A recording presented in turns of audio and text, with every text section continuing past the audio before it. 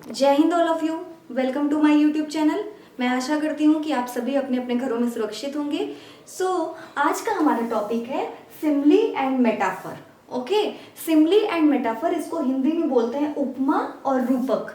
तो नाम से आपको कुछ कुछ क्लियर हो रहा होगा कि ये दोनों क्या कहलाते हैं, अलंकार। हिंदी में इसको क्या बोलते हैं, अलंकार। ओके, और इसको इंग्लिश में बोला जाता है फिगर ऑफ स्पीच। और ये जो दोनों हैं, सिमिली, मेटाफर, और भी कई सारे, मतलब 6-7 और भी फिगर ऑफ स्पीच हैं जिनसे रिलेटेड क्वेश्चंस आपको कई सारे, मतलब ऑलमोस्ट जो आपके कॉम्पिटिटिव एग्जाम्स में पूछे जाते हैं। और क्वेश्चंस किस टाइप के होते हैं, जैसे पैसेजेस वगैरह इंग्लिश के पेपर में आते हैं, तो उन पैसेजेस में इससे रिलेटेड क्वेश्चंस जो होते हैं वो हिडन होते हैं। और जो उससे रिलेटेड आपका क्वेश्चन पूछा जाएगा उसमें पूछा जाता है कि कौन से सेंटेंस में, इस सेंटेंस में सिमिली है या मेटाफर है या फिर पर्सनिफिकेशन है या फिर हाइपरबोले, कई सारे होते हैं। तो इस टाइप के क्वेश्चंस पूछे जाते हैं। तो अलंकार, फिगर ऑफ स्पीच यानी कि अलंकार। अब अलंकार यानी कि फिगर ऑफ स्पीच होता क्या है, तो ये वो होता है जो किसी भी पोएट्री को, यानी कि उसमें कुछ एडिशनल, जो उसकी शोभा बढ़ाने का काम करता है। अलंकार किसी भी काव्य की शोभा बढ़ाने का काम करता है। जैसे कि हम ह्यूमन बींग्स हैं, मानव, जो अपनी सुंदरता के लिए लोग मेकअप करते हैं और पार्लर्स वगैरह जाते हैं, तो इसी तरीके से ये जो काव्य होता है उनकी सुंदरता बढ़ाने का ये सारे अलंकार होते हैं जो काम करते हैं। जैसे उपमा है, रूपक है, श्लेष, यमक, कई सारे अलंकार होते हैं। तो आज हम इनको डिस्कस करेंगे, सिमिली एंड मेटाफर। ओके, सो पहला है सिमिली और दूसरा है मेटाफर। सिमिली का अर्थ होता है उपमा, उपमा अलंकार। अब ये होता क्या है, let us see. A simile is a figure of speech that directly compares two different things using as or like. Simile क्या होता है, वो फिगर ऑफ स्पीच होता है जो कि दो अलग अलग चीजों को कंपेयर करने का काम करता है। कंपेयर यानी कि उनकी तुलना करने का काम करता है। और उन सेंटेंसेस में आपको ये दोनों वर्ड्स मिलेंगे, एस और लाइक। ओके, एस और लाइक मतलब दो अलग अलग चीजें हैं और उनमें कंपेयर करने का काम करता है। अब उनकी कुछ कुछ क्वालिटी सेम होती हैं तो उन्हीं के आधार पे क्या करता है, तुलना करने का काम करता है। और क्या क्या वो वर्ड्स होते हैं जिनके आधार पे वो तुलना करता है, एस और लाइक। ओके, नाउ अब इसका एग्जाम्पल्स के थ्रू हम लोग समझेंगे कि क्या होता है। ठीक है, अब देख लीजिए एग्जाम्पल्स क्या है। जैसे you are brave as a lion, you are brave as a lion. यहाँ पे ब्रेव का अर्थ होता है बहादुर। तो यहाँ पे यू यानी कि किसी को, सेकेंड पर्सन को किससे कंपेयर किया गया है, लायन से, कि तुम लायन की तरह बहादुर हो, शेर की तरह बहादुर हो। तो यहाँ पे इस पर्सन की किससे कंपैरिजन की गई है, लायन से, कि तुम शेर की तरह बहादुर हो। और यहाँ पे देख रहे हैं एस, कौन से वर्ड का यूज हुआ है, एस। ठीक है, अब let us see another example. The baby is cute as a kitten. The baby is cute as a kitten. Kitten का अर्थ होता है बिल्ली का बच्चा।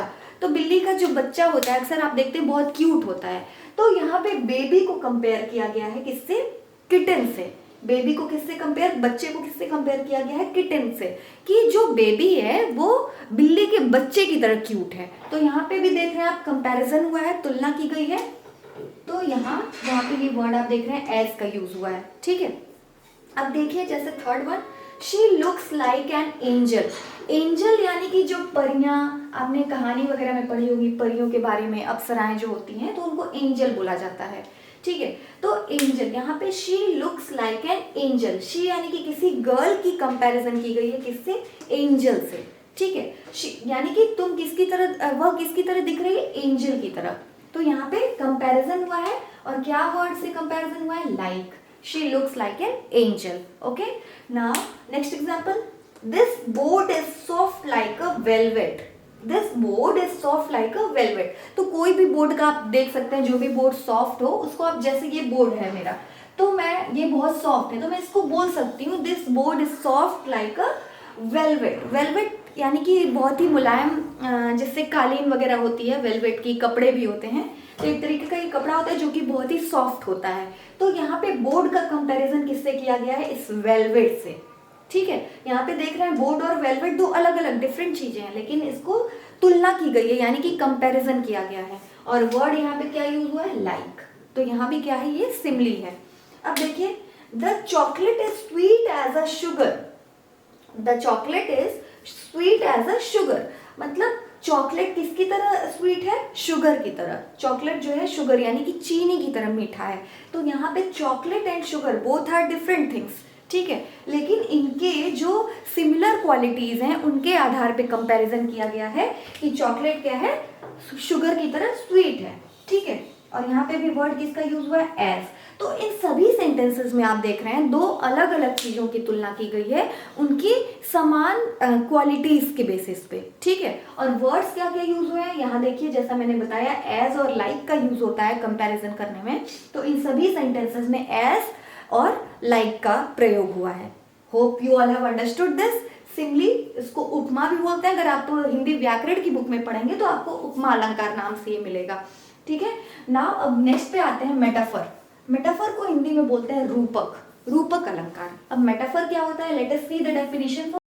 A metaphor is a figure of speech that is used to make a comparison between two things that are not alike but do have something in common, and it states that one thing is another thing. Metaphor क्या होता है? यहाँ भी तो अलग अलग चीजों की कंपैरिजन, तुलना की जाती है, लेकिन डायरेक्ट कंपैरिजन नहीं किया जाता है। डायरेक्टली हम कंपैरिजन नहीं करते हैं, ठीक है। और यहाँ पे दोनों चीजों में जो दो अलग अलग चीजें हैं, इतनी ज्यादा समानताएं, इतनी ज्यादा सिमिलैरिटीज पाई जाती हैं कि एक वस्तु को लगभग दूसरी चीज मान ली जाती है। एक चीज को दूसरी चीज लगभग मान ली जाती है कि ये वही चीज है।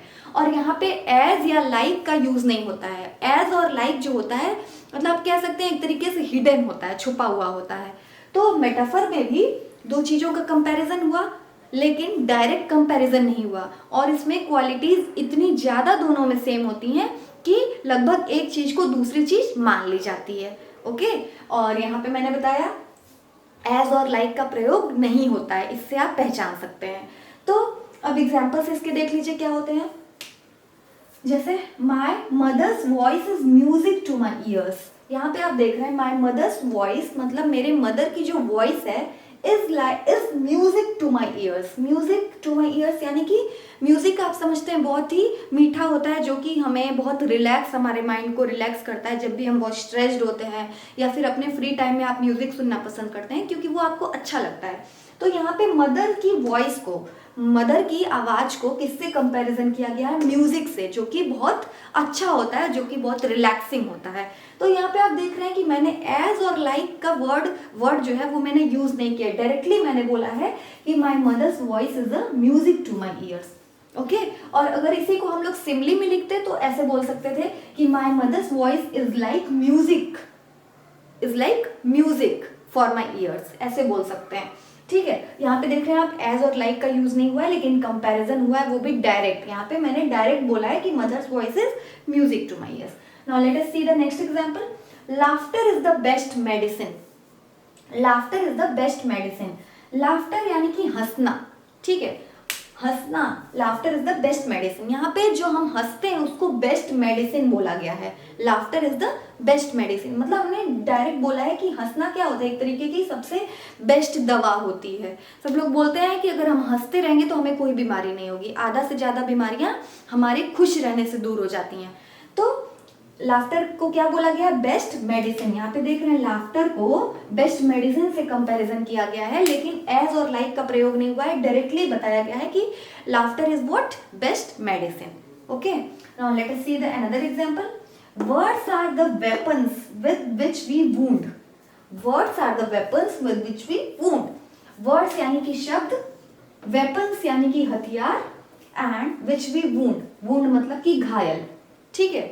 तो वर्ड्स आर द वेपन्स यानी कि शब्द ऐसे हथियार होते हैं जिससे कि हम घायल हो सकते हैं या दूसरों को घायल कर सकते हैं। लोग बोलते हैं कि शब्द कभी भी वापस नहीं लिया जा सकता क्योंकि शब्द ऐसा हथियार है जिसको आप एक बार अगर आपने बोल दिया तो आप उसको वापस नहीं ले सकते हैं। तो यहाँ पे वर्ड को किससे कंपैरिजन किया गया है? वेपन से। वर्ड को वेपन यानी कि हथियार से कंपैरिजन किया गया है, लेकिन डायरेक्ट कंपैरिजन हुआ है बिना एज और लाइक के यूज के, ठीक है। Now let us see another example. He is a walking encyclopedia. He is a walking encyclopedia walking encyclopedia. Encyclopedia क्या होता है? जब भी आप गूगल करते हैं कोई चीज़, सपोज आपको कोई टॉपिक नहीं समझ आया तो आप उसको गूगल करते हैं और उसके एनसाइक्लोपीडिया, एनसाइक्लोपीडिया में उस टॉपिक से रिलेटेड सभी इंफॉर्मेशन आपको मिल जाती हैं, तो उसको बोलते हैं एनसाइक्लोपीडिया। तो यहाँ पे ही यानी कि एक लड़के को किससे कंपैरिजन किया गया है कि चलते फिरते encyclopedia. He is a walking, वो चलता फिरता क्या है? एनसाइक्लोपीडिया। मतलब कि उसके पास बहुत सारी नॉलेज है, ठीक है, वो बहुत बुद्धिमान है, उसके पास हर एक तरीके की इंफॉर्मेशन है, इसीलिए उसका कंपैरिजन किससे किया गया है? एनसाइक्लोपीडिया से, चलता फिरता encyclopedia. Now let us see the next example. The world is a stage. The world is a stage. Stage क्या होता है? स्टेज वो होता है जहाँ पे परफॉर्मेंस किया जाता है, ड्रामा होते हैं, नाटक वगैरह किया जाता है, इस टाइप की चीज़ें होती हैं जो कि हमारे रियल लाइफ से रिलेटेड नहीं होती हैं, ठीक है।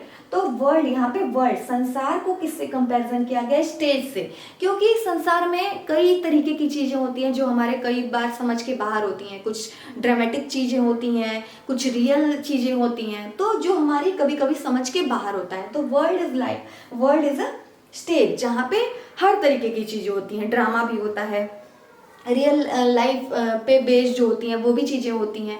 तो हमें यहाँ पे वर्ल्ड को क्या माना गया है? स्टेज माना गया है, ठीक है। यहाँ पे भी आप देख रहे हैं कि डायरेक्ट कंपैरिजन हुआ है without using as and like. तो इस तरीके से आप कैसे पहचान पाएंगे कि कौन सा सेंटेंस में सिमिली है, कौन से में मेटाफर है? तो सिमिली बहुत ईजी है कि दो डिफरेंट चीज़ों का कंपैरिजन हुआ है और क्या यूज हुआ है? As and like. तो इससे आप समझ जाएंगे। और मेटाफर आप कैसे समझेंगे?